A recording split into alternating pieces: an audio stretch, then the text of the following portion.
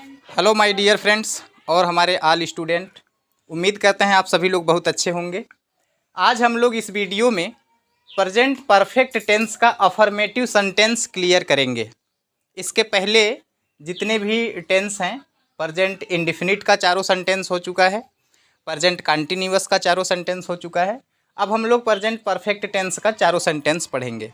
इस वीडियो में 10 से 12 मिनट में हम लोग अफर्मेटिव सेंटेंस को बेहतर तरीके से समझने का प्रयास करेंगे।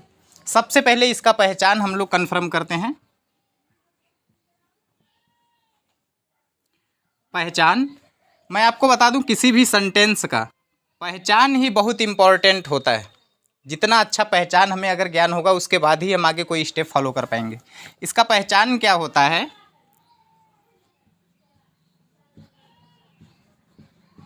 चुका है, चुकी है, चुके हैं या फिर चुका हूँ।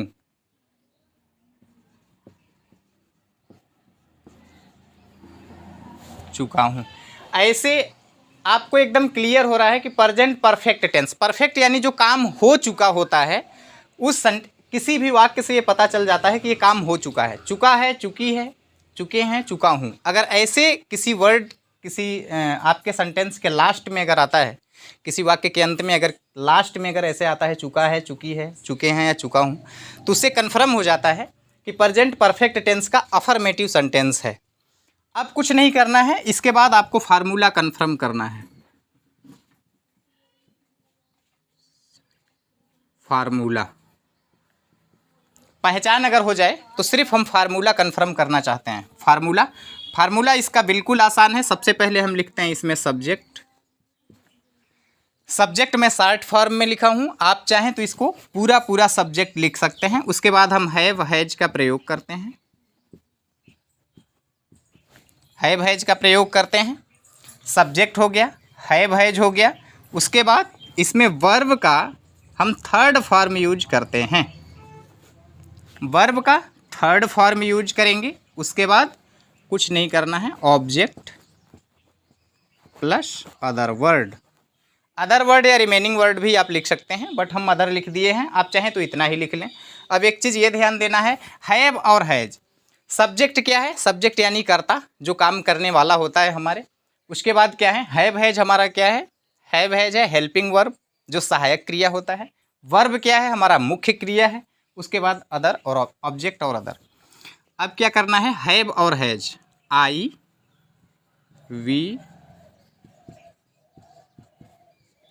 वी यू दे के साथ हम हैव का प्रयोग करेंगे, और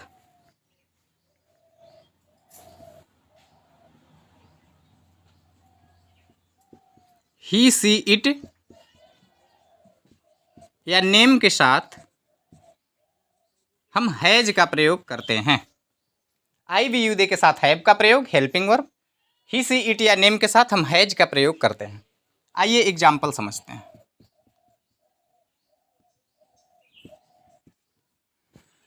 जो समय लगेगा आपका शुरुआत में ही लगेगा, बाकी जैसे प्रेजेंट टेंस खत्म होगा, बहुत कम समय में, मिनिमम 5 से 6 मिनट के अंदर आप एक सेंटेंस कन्फर्म कर लेंगे। बस इसको बेहतर तरीके से समझने की ज़रूरत है, क्योंकि जो सेंटेंस हैं, जो वाक्य हैं, वो किसी भी टेंस में हो लगते उसी प्रकार से हैं, सिर्फ फार्मूला चेंज होता है। अब यहाँ पे एग्जाम्पल देखिए, जैसे मैं पुस्तक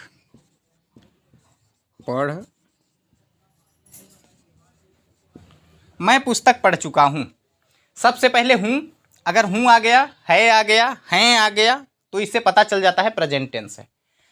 चुका, चुकी, चुके, अगर कुछ भी आ जाता है, देखिए यहाँ चुका है, अगर चुके भी हो जाता या अगर चुकी भी आ जाता या चुका आ जाता, तो इससे पता चल जाता है कि क्या है, हमारा परफेक्ट टेंस है, अफर्मेटिव सेंटेंस है।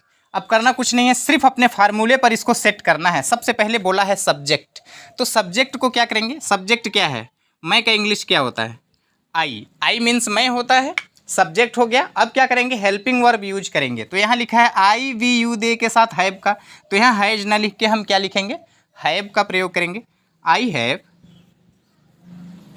हो गया। अब वर्ब का थर्ड फॉर्म, किसी भी, देखिए इसका एक अलग से वीडियो डला है जिसमें सैकड़ों वर्ड हैं, जिसमें बताया गया है कि वर्ब का थर्ड फॉर्म यानी फर्स्ट फॉर्म, सेकेंड फॉर्म और थर्ड फॉर्म, तीनों फॉर्म उसमें बहुत बेहतर से समझाए गए हैं।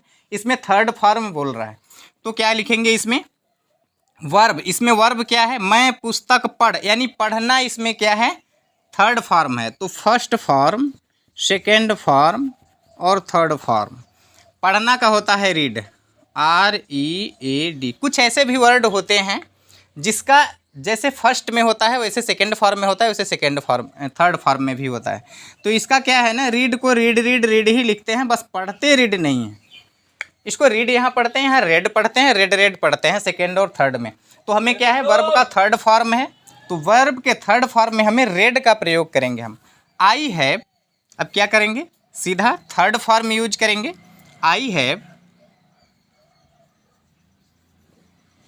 रेड और बुक। अगर कोई चीज़ पढ़, देखिए ऑब्जेक्ट है, पढ़ यानी पढ़ना क्या हो, I have read a book, मैं पुस्तक पढ़ चुका हूँ।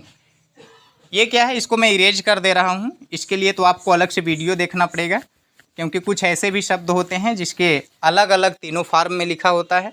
चलिए मैं और आगे आपको समझाने की कोशिश करता हूँ। अगला एग्जाम्पल देखिए,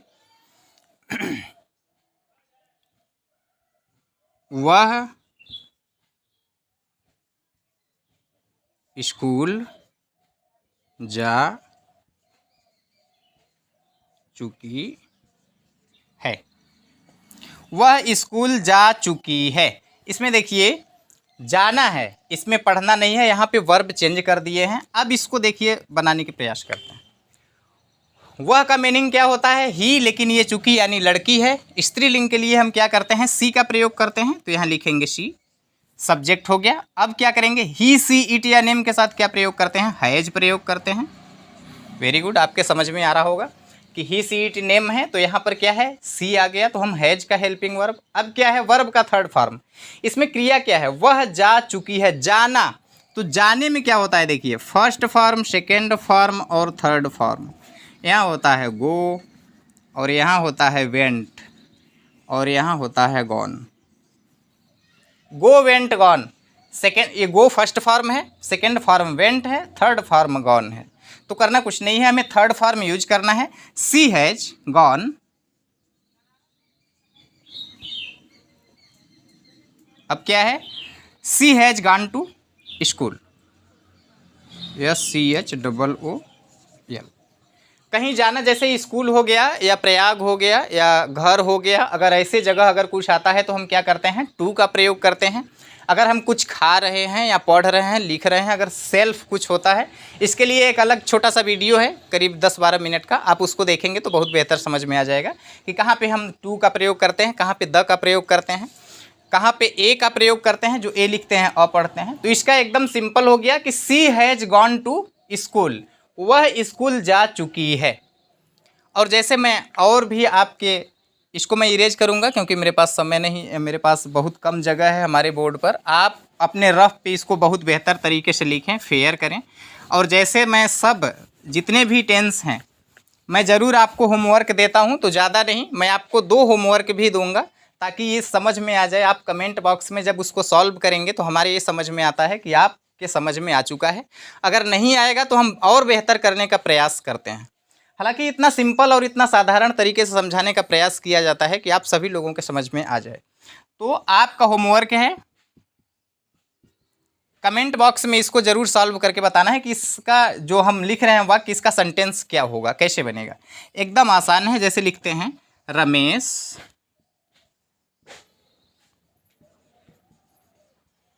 स्कूल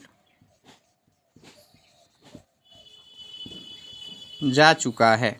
एक और लिख देते हैं,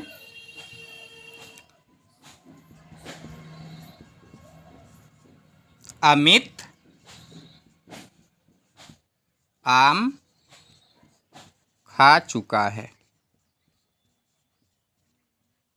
एकदम सिंपल है, आपको कुछ नहीं करना है। कमेंट बॉक्स में इसको सेंटेंस कंप्लीट करके बताना है कि इसका क्या होगा। और बाकी उम्मीद करते हैं आपको बहुत बेहतर समझ में आ चुका होगा। Finally best of luck.